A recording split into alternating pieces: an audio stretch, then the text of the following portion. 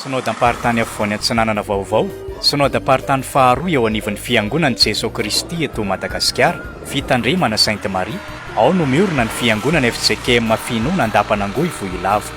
Ny taona 2005 no nitsangana ny vondrom-bavaka teto amin'ny FJKM Andapanangoy, vondrom-bavaka Andapanangoy moa ny antsoina azy tamin'izany. Olona 10 teo no niara nivavaka tamin'izany fotoana izany. Rehefa nandeha ny fotoana dia ny amaro nisan'ny kristianina. Ary nisy fotoana nisy mpanao mission manao hôtel reny tonga teto dia niara nanana loatra nanangana ao angara vita tamin'ny taolana tao amin'ny tokantranon'Andriamatoa Paul Jérôme Mianakavy. Tao no nialehibe ny vondrom-bavaka ary lasa zanam-piangonana nandritra ny taona maro. Miroso ny asa fananganana trano fiangonana ary natao zava-dehibe mialohan'izany ny fananganana fiangonana olona. Ny fiainam-panahin'ny olona atao amin'ny fiangonana misy anay mazoto zare. Fa zare zay mila tao matetika zany mila fitoriana filazantsara matetika rehefa maheno fitoriana filazantsara matetika zany zareo dia maro zany tonga agnatin'ny fiangonana.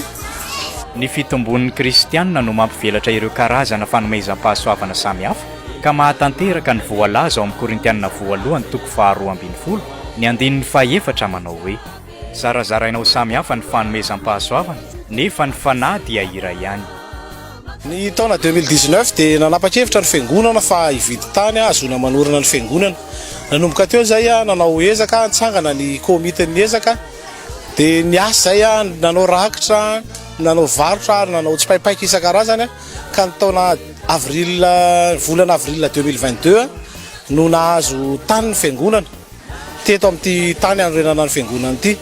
Dia tapa-kevitra fa anangana avy hatrany ka dia nanao asa tana maro zay azona manao an'izany asa zany na dia tsy nanam-bola ary dia niady vato zay teny amin'ny tendrombohitra reny namaky vato ohatra nyreny any amin'ny carrière reny nangady tany mena azona manao remblage ary indrindra ny fanoloran-tena kristianina zay isaka sabotsy mpanjono io na mpiasa ny atsaha dia rehefa sabotsy dia efa mamono fotoana aty am-piangonana azona mampandroso ahy izany asan'Andriamanitra izany satria izany no tena nenti-manana na ahafahana nan'olotra tsy dia nanana fahafahana ara-bola loatra. Sehatra entina manabe sy manolokolo ny fiainam-panahin'ny kristianina ny trano fiangonana tahaka an'izao. Taloha zany zay mahatratra 70. Rehefa navita fiangonana vaovao zao zay dia naemaro zany kristianina tonga. Zay zao zany efa mahatratra 30 fa nitombo zany ny olona manompo an'Andriamanitra fa izy ilainay zany mila fitoriana filazantsara matetika zany le olona mifoafoa dia lasa maro.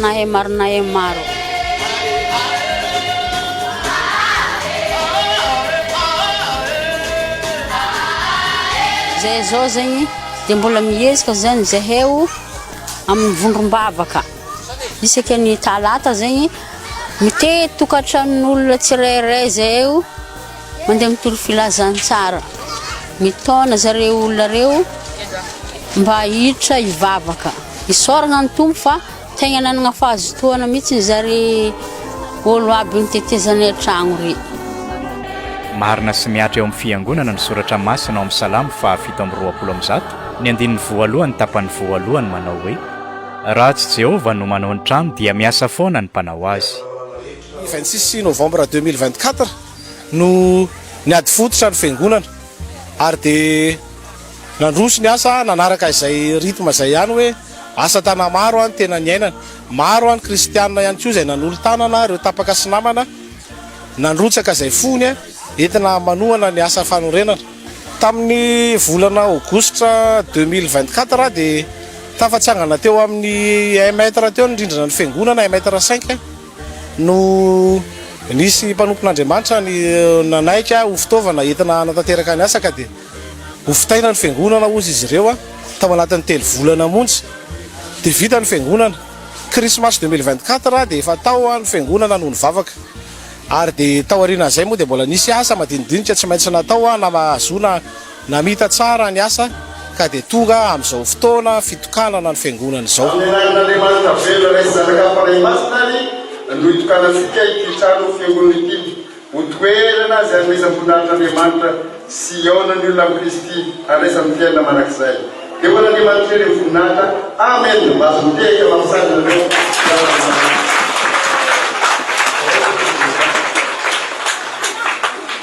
Ny sabotsy 2 Martsa 5 no nitokanana ny fiangonana FJKM Finoana Andapanangoy Vohilava Ste nitarika ny Fanompoampivavahana tamin'izany ireo avy amin'ny synode apartany afovoany atsinanana vaovao sy ny FTV FJKM Notarihin'ny Filoha 𝙃𝙤𝙑𝙗𝙗 Andrimahazosoa Mpitandrina niaraka tamin'ireo solitena ny mpiandraikitra FTV FJKM.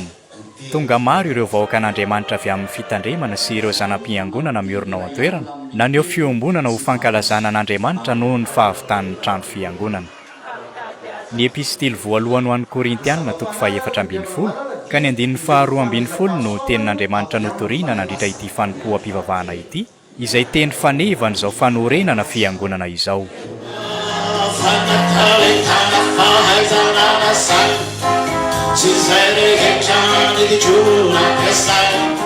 Ny fihetsem-pon'ny olona dia tegna ravo mihitsy ny zare.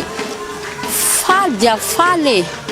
Ary indrindra fa ny fahatongavan'ny olo jiaby nandeha namangy taky igny. Tegna faly. Dia faran'izao zegny misy matoky za fô tegna ho maro angamban'ilay olo. Ho tonga mivavaka zegny.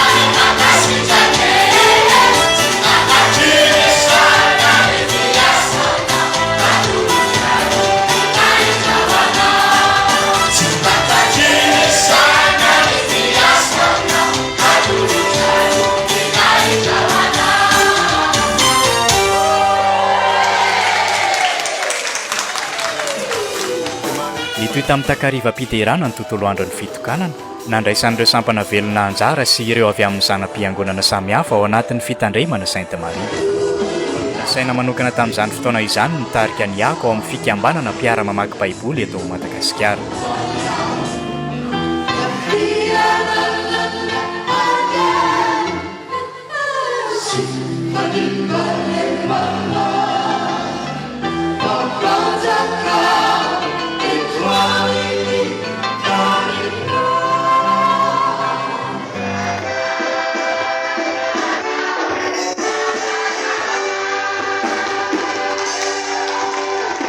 Nataonay zegny fitorana filazantsara dia nahay maro zegny ny olo mandeha mitory filazantsara.